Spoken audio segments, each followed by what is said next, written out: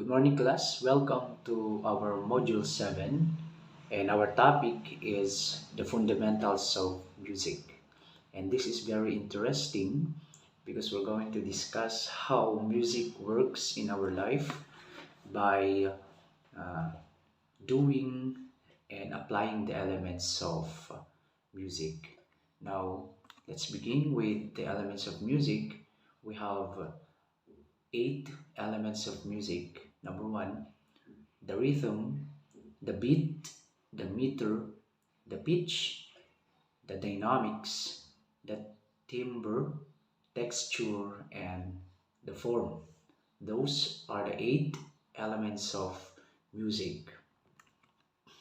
Now, we're going to discuss first what is rhythm. So, what is rhythm all about in terms of the world of music? Now, rhythm comes from the Greek word rhythmus, which means recurring motion. So, rhythm is the movement marked by the regulated succession of strong and weak elements or of opposite or different conditions according to Anon. So, in music theory, rhythm is the pulse of music. Imagine this is uh, the pulse, our pulse, and then may beat siya. 1, 2, 3, 4. Just like in a drum, the beat in the drum or a beatbox. Pug, pug, pug. That is what we call the rhythm. Ibig sabihin, yung maganda, yung mabilis ba o mabagal. That is what we call rhythm. So, movement. And then, rhythm, the organization of time in music. Ayan. Meron siyang may mabilis na kanta. For example, kung ikaw ay masaya, tumawa ka. Merong mas pagbagalan natin. Kung ikaw ay masaya, tumawa ka. So the difference is yung mas mabagal yung isa, slower, and then yung isa naman ay faster or mas mabilis. So we listen for regular beats. We listen for accents among the beats to define meter and measure. So, what is all about the meter and measure in the fundamentals of music? That's what we call. We're going to discuss that uh, later on. So, we listen for strength of accents to determine phrase. Yeah. So there are accents also, just like in studying English subject. So in rhythm, meron din siyang kung may beat siya, meron din siyang tempo. So, what is tempo? So, governs the rhythm space or spread. So, pag tempo, yung sinabi ko ulit kanina, mabilis o mabagal, masyadong mabilis, gano'n. So, tempo may be steady or uneven. O, hindi. Then, meron din sa rhythm also meron din siyang syncopation. Is accenting weak beats rather than strong. Ano, that is what we call syncopation. Kaya pag kumakanta tayo or we are playing song through our guitar, yan, may tempo siya. So rhythm can be dominant or subtle, implicit or explicit. So rhythm again, meron din siyang time signature. Ano ba yung time signature? Merong 2/4, 3/4, 6/8. Pag 2/2, mabilis. Pag 2/4, mabilis din. Pag 4/4, medyo. 6/8, mabagal. Mga ganun na. So that is what we call, pag sa time signature, ito yung tinatawag natin rhythmic notation. Ayan. So what is the rhythmic notation? So 2/4, ang bilang niya 1, 2, 1, 2. Pag 3/4 naman, 3/4 na time signature, tatlo ang per measure, tatlo ang counts niya. So 1, 2, 3. 1, 2, 3. Pag 4/4 naman, 4 ang bilang niya. 1, 2, 3, 4. 1, 2, 3, 4. That is the countings in the time signature. Pag sinasabi natin na time signature, 2/4, 3/4, 4/4, 6/8. Those are just examples. Okay? So how to count rhythm? So rhythm is counted by the numbers 1, 2, 3, and 4. Usually, there's an 8-note subdivision for each beat. So it would have an N between each beat. Ano? Um, ano bang ibig sabihin na yan? Uh, Kailangan natin bilangin. 1, 2, 3, 4. Yan. Okay? 1, 2, 3, 4. So, counting 8 notes. Pag 8 notes naman, 1, 2, 3, 4, 1, 2, 3, 4. Pero mas mabilis siya. Ano? Depende yan sa nota. Pag quarter note naman, that is considered one count. Kaya 1, 2, 3, 4. Pag 8 note kasi, lang yan. Parang 0.25 seconds. Kaya mabilis. 1, 2, 3, 4. 1, 2, 3, 4. Ganun. Those are samples of rhythm in music. How to read rhythm? So rhythm are notated using notes and rests. So in order to read rhythm in music, then you must understand the diagrams on the left. So the note at the top, meron siyang dito examples. And then the note at the top is held for 2 beats. And the notes below are half type signature are used to put notes together and create rhythm. Napaka-importante na i-apply ang rhythm in all kinds of music. Now, let's proceed to the number 2 elements, which is a beat. Ano ba ang beat? Anong difference ng beat sa rhythm? So, a beat is a constant pulse, and in music, a beat is a unit of measurement. The beat is what gives rhythm its pattern. So, in composition, there's a number of beats per bar, which depends on the time signature. So a strong beat is naturally accented beat stressed. So a weak beat is an unstressed beat. Ano? Yun yung strong yung pag quarter note niya. 1, 2, 3, 4. Pag 8 note, tan tan tan tan tan tan tan tan tan tan hanggang maabot niya yung 4 seconds. So what are the beats used for? So beat are used for counting time when playing or listening to a composition. They are grouped together in a bar measure. So the amount of the beats played within a bar matter on the time signature.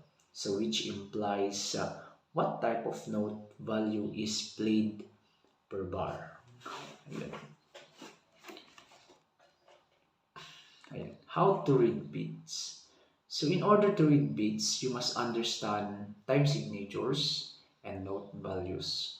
So below, 2 diagrams explains how to read time signature and the value of notes. So meron sa mathematics, meron tayong tinatawag numerator and denominator.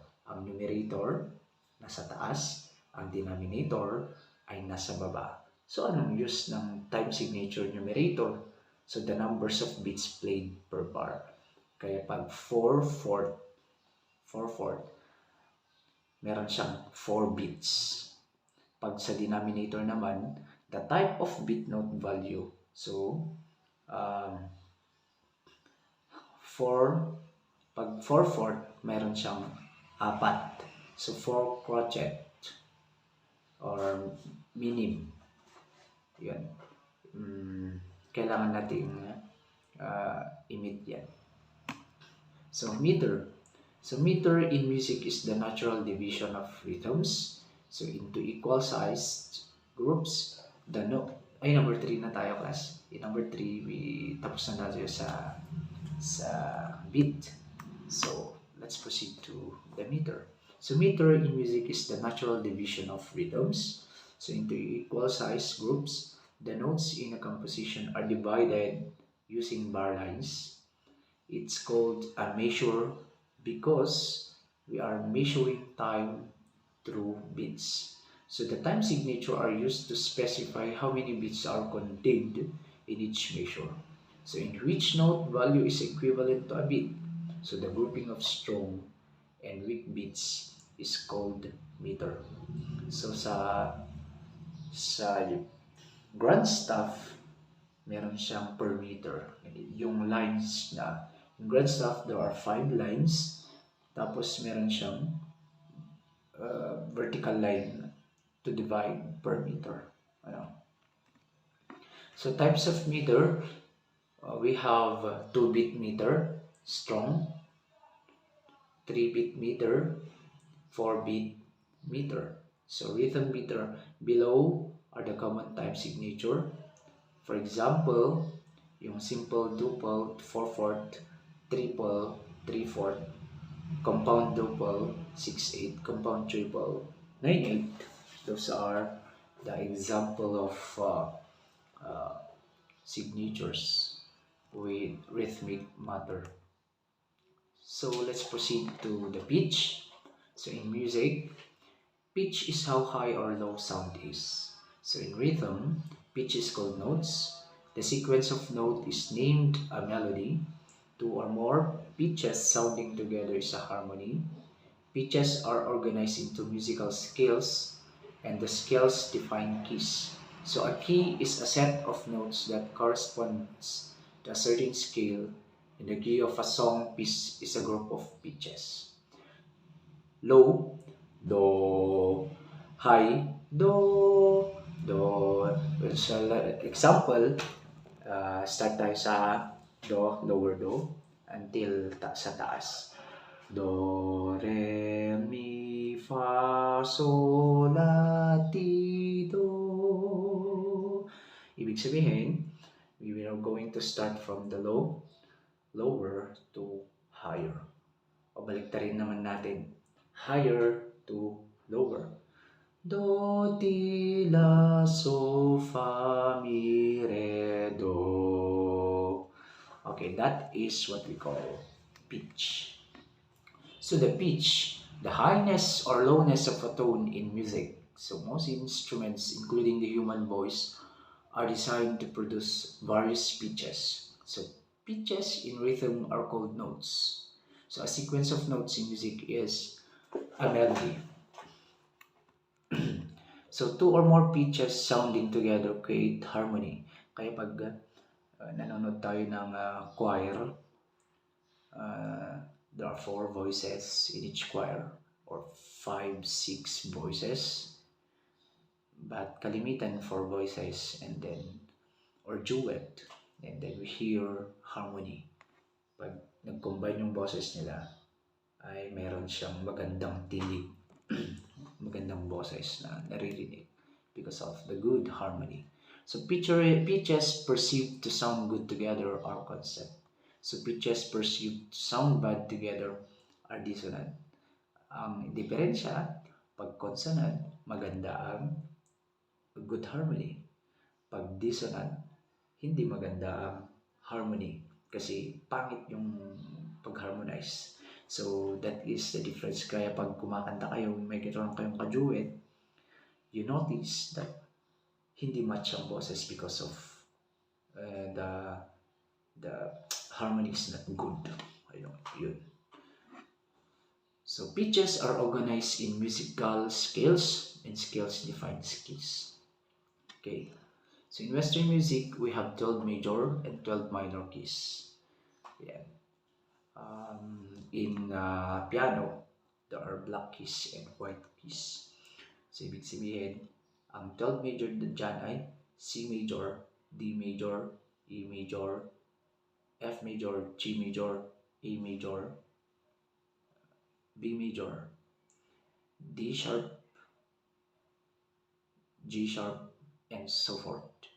Meron tayong E flat major and G flat, A flat, B flat.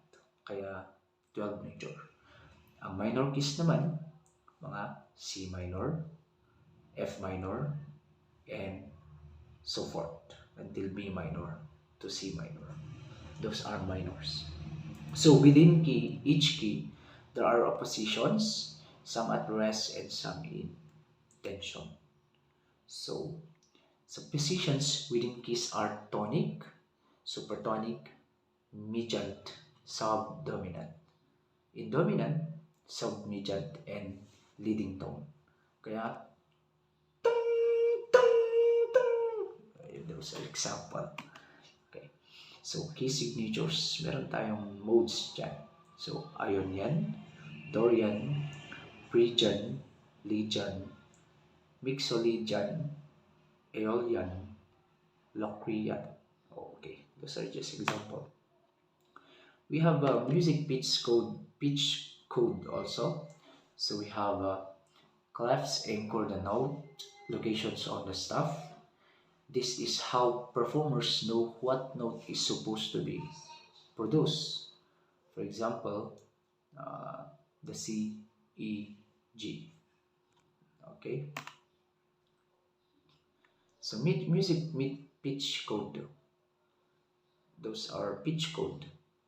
Example, pag tinitingnan natin yung nota, hirap intindihan ano. Pero, for example, mag-start ka sa A flat. Sa A flat. Then, the next note is E. So, A flat, Do, Re, Mi, Fa, Sol, La, Mi, La, Mi, La. That is the pitch. A flat. Mala. Pagka example, ako ay nagtuturo ng music pitch. That is the example. Okay, let's proceed to the dynamics. So what is dynamics in music? Dynamics is the volume of the piece. Malakas, mahina, mas malakas. So within a piece, notes show the pitch and the length. However, in pieces, Italian terms and signs like MF, mezzo forte, ang ibig sabihin yan, show how loud or quiet to play and when. So dynamics can refer to the contrast among parts of a piece, I should say. Okay.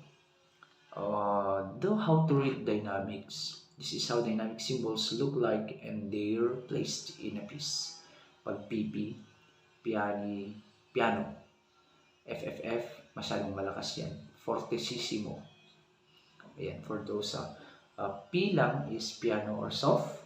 Pianissimo, PP, very soft. Mezzo piano or MP symbol is slightly soft. Forte, F, loud. Fortissimo, symbol FF, very loud. Mezzo forte, symbol MF, slightly loud. Forte piano, FP ang symbol, loud then soft.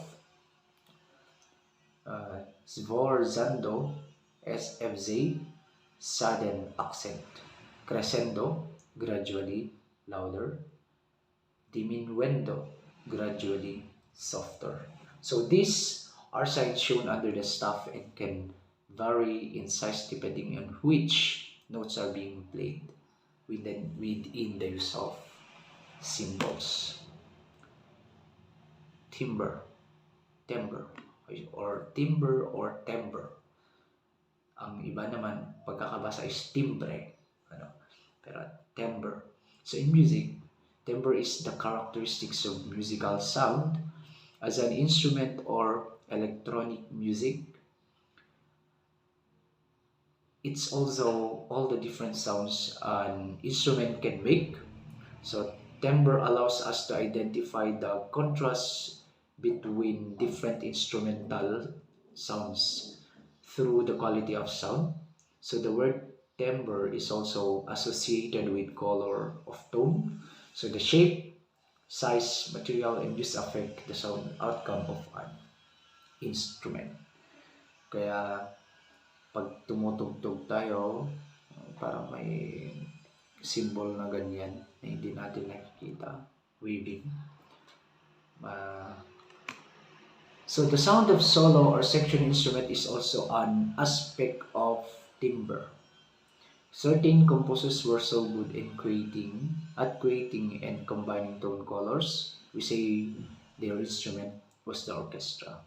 Kaya pag nagjo-join ang guitar, ang band, guitar, piano, drum, acoustic guitar, electric guitar, bass guitar, ay maganda ang timbre ng sound because of the harmony with each other.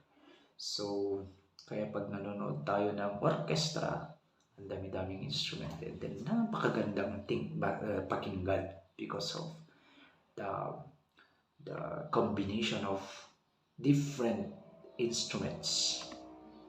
What is texture? Texture in music is the consistency of sound and how the tempo, melodic and harmonic materials are combined within a composition piece. So the texture uh, of music refers to the uh, amount and type of layers used in a composition, plus how these layers are related. A texture is either monophonic, where there's only one instrument playing, singing, or it can be polyphonic, where there's more than one, or it can be homophonic, where the main melody is accompanied by chords. Pag polyphonic, where there's more than one, maraming instrument pag polyphonic. Pag monophonic, homophonic, where the main melody is accompanied by chords. One line leads one another support it. Okay. Uh, so the texture, the consistency of musical sounds. Uh, Ulitin natin, monophonic. Texture means only one line of music sounding alone. Pag homophonic means one line leads and the others support it. Marami. Marami. Multiple independent lines happening together is called polyphonic texture. Pag maraming combination ng musical instrument. The last one is the form. So in music, form is the structure of a musical composition and the main elements are repetition, contrast, and variation. Okay, um,